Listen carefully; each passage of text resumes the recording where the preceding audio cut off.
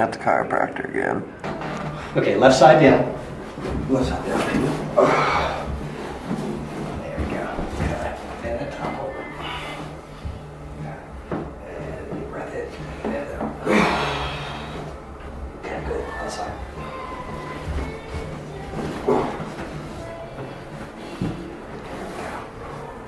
And over. Good. Pull back.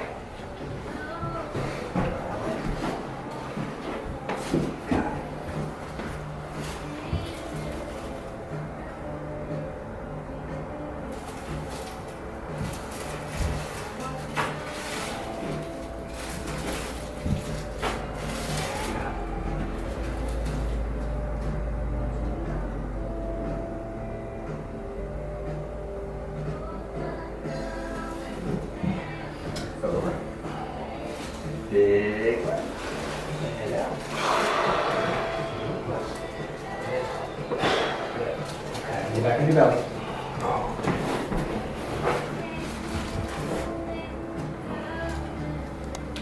Okay, come on all the way up. Swing around to the left side. Good. Swing it up. There you go. Arch a little bit. Turn. Push backwards. Good. Relax all the way down. Push back.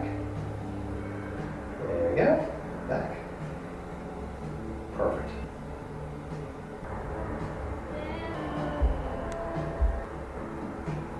All set. Cool, thank you. So as you can see, like, my left side of my neck is so tight compared to my right. I mean, well, I hope you saw it on the footage, I'm not really sure. But yeah, so basically I've been going to this chiropractor for the past 3 weeks, and Pete does a great job. I've known him for a pretty long time, and I know his son. Me and his son grew up together, so he used to live across the street from my grandparents. So he's like a family friend. Like, he knows, like, I power lift, I heavy lift, I train hard, and he understands that, he accommodates for that, and he's a pretty strong guy himself. Thank God for him, because, like, dude, my neck has been so bad, it got to the point where I actually had to go to a chiropractor. So I have to head back home and finish editing the video that is going to be released before this one. So this will be after the video that I have to edit today. Ooh, excuse me, I'm almost done it, but gotta finish it up today. Be real quick. A little sick. Will asked me if she could have a shake, so I'm gonna finally put up the video. Video is up live. I guess I'll just put it somewhere. It'll pop up around here somewhere. Come on. So yeah, finished editing that video. So it's 6:30 right now. Kelly and June are going to the gym. I'm not gonna train with them, but I'm gonna hang out with them after. We're gonna head over to the shop. They asked me to go get Cheeto after the gym, so I'm probably gonna have to go right now and get a workout in so that I can meet up with them and we can go to the shop and chill out, I don't know, whatever they feel like doing. So I just made a shake before I go to the gym because I'm kind of hungry and I haven't eaten enough today because I've been editing. I always do this when I edit. I forget to eat, which I guess isn't like a bad thing because I shouldn't be eating a shit ton. I'm kind of like intermittent fasting in a way. 1 scoop of the whey, 100 grams of the instant oats, which is like 2 heaping scoops and like a 1/3 scoop, and 2 cups of milk. So that should get me feeling full. I'm gonna take my pre-workout. Yeah, I really hope I don't throw up. Today's workout is a 3x4 or a 4x3. I forget which one it is. The workout is a 3x4. So what I'm gonna be doing is I have 5 plates on the bar. That'll be a PR belt list and we'll see what happens.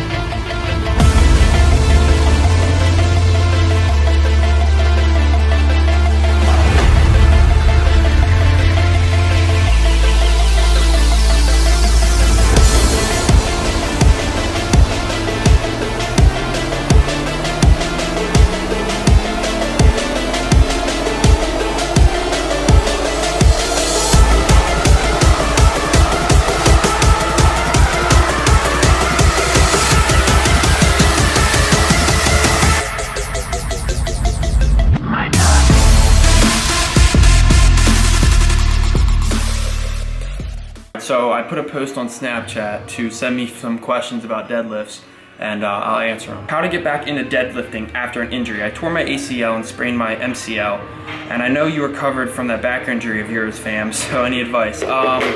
Well, it took me about like 6-7 months, honestly, to start. Okay, it took me 4 months to actually deadlift again. It took me like 7 months to basically start working up weight again. I had a lumbar strain. That's as far as I know. It could have been worse, but it seems to have healed up pretty well. Occasionally I do get flare-ups in my back in that region where it felt like it was torn. I didn't deadlift or squat or do anything that would bother my back. I didn't even deadlift or bench for like 3 months. Literally no lifting whatsoever. I had to. After 3 months, I came and I started benching flat, like no leg drive, nothing, just like really trying to focus on not arching my back, not moving my back in any way. Would do curls against a seat, everything to prevent my back from getting hurt. After like 4 or 5 months, I started light squatting, like literally just the bar and maybe 45s if my back felt good. And I didn't touch deadlifts till maybe a month after squatting. I started with the bar, and I literally would come in day out, just pull with the bar, squat with the bar, 3x10s, that's it. I wouldn't do anything more than that. If I felt uncomfortable straining anything, I would stop. I'd move on to something else. But over time, my back started feeling better and better, so I added 25 pounds, 45s, another 25. I just kept adding weight as I felt comfortable. I didn't stress myself at all. I took it very slow. And after like 8 or 9 months, I was, probably 10 months, I was almost back to full strength, but it took a long time. So my best advice is to take your time. You could go see a physical therapist, rehab, and get like professional help as well, because I probably should have done that. I probably would have recovered faster, but how I did it, I felt like was the best route. So it's up to you. Is it good to pull big weight or high volume of a decent weight? Well, there's strength and hypertrophy. If you want strict hypertrophy out of the deadlift, you probably want to be pulling conventional. Conventional is a longer range of motion and is more taxing than a sumo deadlift, which requires a lot more technique. Regarding big weight or high volume of decent weight, well, again, it comes back if you want to be training strength or hypertrophy. High volume of a decent weight would be a hypertrophy training. You would be training to build more muscle mass. Pulling big weight, you'd be training for strength. But when you pull big weight, especially on deadlifts, you don't want to be doing a lot of volume. Deadlift is extremely taxing on your central nervous system, and you don't need to perform a ton of volume on deadlifts to progress. If you're training strength, you want to be pulling heavy weight, but low amount of reps per set. Develop muscle mass, train hypertrophy. You want to be pulling on the higher spectrum of volume, but still not a lot of volume. I'd say 3x8s. Best accessory to increase your deadlift? Well, it depends what your sticking point is. Some people have a problem at the bottom, some people have a problem at lockout. If you have a problem at lockout, rack pulls could really help you. If you have a problem at the beginning of the lift, deficit deadlifts would definitely help you. Honestly, I think what's more beneficial is probably the deficits. Most people can lock the weight out, but depending if you're pulling sumo or conventional has a harder time locking it out. Sumo has a harder time getting it off the ground. But definitely deficit and rack pulls are awesome deadlift accessories. Sumo basics and tips, and when should I use straps? So sumo is very technical, so if you're gonna get into sumo, I'd take a couple weeks, lower the weight, get used to lifting sumo. Find where you feel comfortable with how open your hips are. Make sure your knees aren't pointing forward, that they have a slight outward tilt. Your feet should be the same way aligned. You should be tightening your posterior chain and pulling directly up and back. Don't arch your back at the top. Don't try to arch your back anyway. That's a no-no. You want to have a neutral spine the whole way through the lift up until you lock out. If you're having internal hip rotation, try to remember to spread the ground or spread the floor, rip the floor in half. Try to think about it like that, and make sure your hips and your feet and you're loose and comfortable ready for the pulling. As for straps, I use these Gymshark straps. They're pretty durable, they're thick. I see a lot of people using them wrong. How you should be using straps is you have them face down like this, and you wrap it under the bar and roll it under the bar so you have that grip. You don't want it to be over the bar and going like that, and then it's over your hand, it's gonna slip out. Very useful strap, especially in sumo. You can maintain a more upright position compared to over-under grip. If you can get good at hook grip, I would definitely recommend that, but that kills your thumbs and it sucks to learn.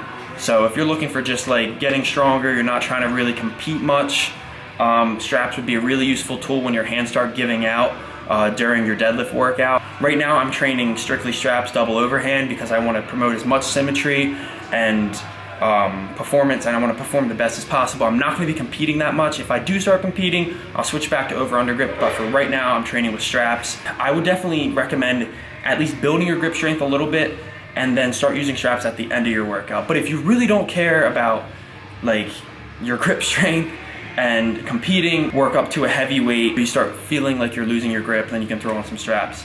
It's up to you. How effective is touch and go compared to stop and go? Well, touch and go, you could probably get more reps out because you're maintaining tightness throughout your entire body instead of dropping the weight down, loosening up, and then retightening and pulling. And also you're getting a little bounce and momentum when you hit the ground and come up. I would honestly say just train stop and go. You reset every single time. It's a better way to avoid injury and make sure your form is correct while you're pulling. The last thing you need is a stupid injury because you're ego lifting, trying to pull as fast as you could. Obviously, if you feel like the weight is very, very easy and like it's very submaximal, yeah, touch and go is not a big deal. Definitely you'll get more reps out, but stop and go I would recommend doing as to maintain your form and resetting after each lift. It's just more beneficial that way. You're gonna get more work out of it. Okay, a few things you should never do while deadlifting. Don't arch your back at all throughout the lift. Like at the lockout, nothing like that. Maintain a flat, neutral spine, come up straight, nothing like that. If you're pulling sumo, don't let your knees come in.